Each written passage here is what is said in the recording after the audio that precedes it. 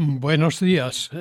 Quiero exponer una breve exposición sobre lo que podríamos llamar una respuesta cristiana al sufrimiento. El sufrimiento, el mal y la muerte son sin duda ninguna cuestiones y experiencias vitales. Son en el fondo enigmas y misterios con los que la persona humana se encuentra en todas las culturas, en las religiones y en todos los sistemas filosóficos del pensamiento. La experiencia nos dice que el sufrimiento es algo inherente a la misma vida humana. Podemos decir que no hay vida sin sufrimiento. El sufrimiento, el dolor y la muerte acompañan y llenan de una o de otra forma toda la historia de la humanidad. Las diversas religiones y los sistemas ético-filosóficos de la humanidad han intentado e intentan encontrar algunas pistas o respuestas razonables que puedan explicar el origen y el sentido del sufrimiento, para poder responder, al menos, a algunas de las grandes preguntas que rodean este misterio. ¿Dónde tiene su origen el mal y el sufrimiento? ¿Por qué sufrimos? ¿Por qué el sufrimiento de los inocentes? ¿Qué tiene que ver Dios con el sufrimiento? ¿Quiere Dios que suframos? ¿Puede haber felicidad humana sin sufrimiento? Con estas cuestiones vitales y existenciales nos vemos confrontados todos, también los cristianos. También para los cristianos hay muchos aspectos del sufrimiento humano y del mal físico y moral que nos rodea, que siguen siendo enigmas que escapan a todo planteamiento racional. El sufrimiento tiene aspectos que pertenecen al misterio y como tal nunca se pueden descifrar del todo. Glosando un pensamiento del filósofo francés Gabriel Marcel, que dice que Dios no es un problema, sino un misterio, porque el problema procuramos resolverlo y cuando lo hemos resuelto podemos decir ya lo tengo, ya es mío. En cambio, el misterio no está ahí para ser resuelto y descifrado, sino para que dejarnos envolver por él y abrirnos a lo que se nos va manifestando del mismo misterio. Pues así podemos decir que hay muchos aspectos de la experiencia humana del sufrimiento que pertenecen al ámbito del misterio, como algo que nos envuelve y que hemos de asumir y afrontar de la manera más razonable posible, pero sin caer en la tentación de querer resolverlo del todo. San Agustín, en sus Confesiones, nos explica cómo se confrontó él también con este enigma misterioso del sufrimiento y el mal. Si Dios es infinitamente bueno y todas sus obras son buenas, pensaba él, ¿de dónde procede el mal y el sufrimiento? Y nos dice San Agustín, buscaba el origen del mal y el sufrimiento y no encontraba solución. Y nos dice allí en las Confesiones que en su búsqueda dolorosa solo encontró salida cuando recibió la gracia de la conversión al Dios vivo y se encontró con Cristo y su misterio pascual, que es un misterio de sufrimiento y de vida, de muerte y resurrección. Cuando descubrió que el misterio de la iniquidad del que nos habla San Pablo, es decir, el misterio del pecado y sus consecuencias del mal, el sufrimiento y la muerte, se esclarece con la luz del misterio de la piedad manifestado en Cristo, que nos recuerda que el misterio del mal y el sufrimiento se iluminan en el amor redentor de Cristo y en la sobreabundancia de la gracia que supera el pecado y sus consecuencias. La respuesta que nos ofrece la revelación divina sobre el origen último del sufrimiento y el mal la encontramos en la misma persona humana, que al apartarse por el mal uso de su libertad del proyecto creador de Dios y de su plan de salvación y de vida, entra en una dinámica de consecuencias incalculables de sufrimiento y muerte. Podemos decir que la opción o elección equivocada del hombre al apartarse del proyecto de Dios según el relato del libro del Génesis, en el capítulo 3, dio origen a todos los males, de manera similar a lo que ocurre con el destape de la caja de Pandora en la mitología griega. El sufrimiento, la enfermedad y la experiencia del mal son sin duda realidades universales que afectan de una o de otra forma a toda persona humana. Pero también hay que reconocer que no todos los sufrimientos son iguales. Hay muchas clases de sufrimientos: sufrimientos físicos, psíquicos, morales, espirituales, sufrimientos naturales y comprensibles, y también sufrimientos injustos e incomprensibles. Hay, por tanto, enfermedades, males y sufrimientos que resultan en cierto modo comprensibles, aunque nos cueste aceptarlos. Pero hay otros males, enfermedades o sufrimientos que provocan justamente rebeldía, que nos cuestionan radicalmente y no hay forma de poder entenderlos ni aceptarlos.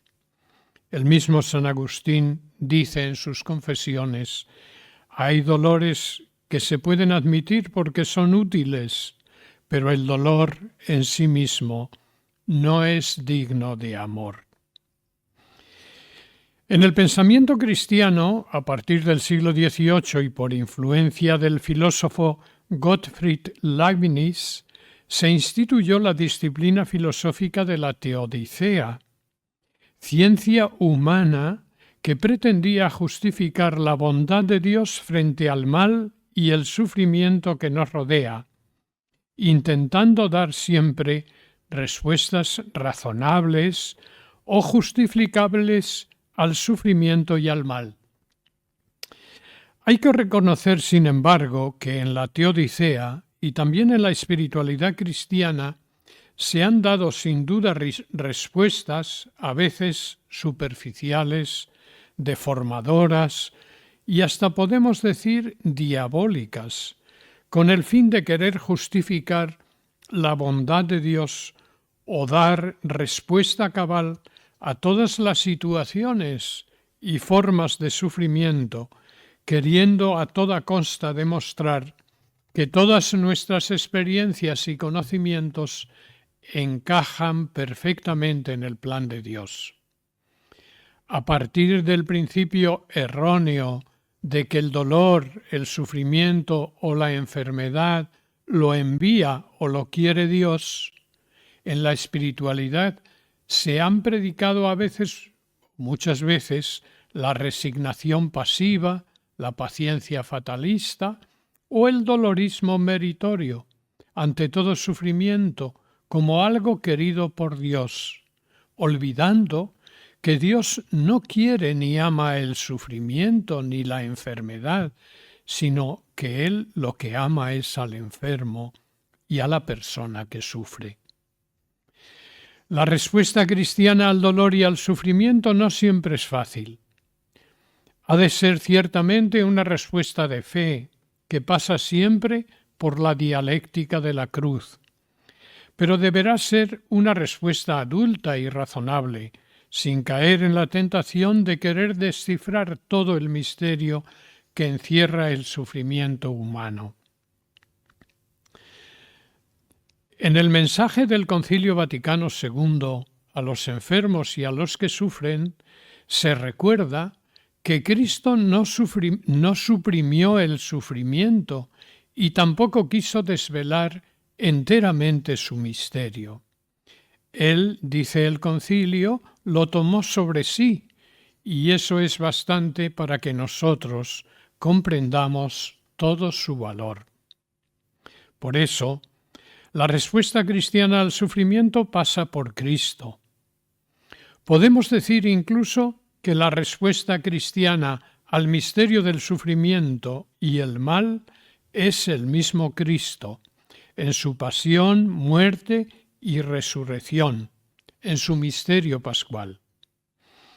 Cristo, el Hijo de Dios, se encarnó en la humanidad sufriente.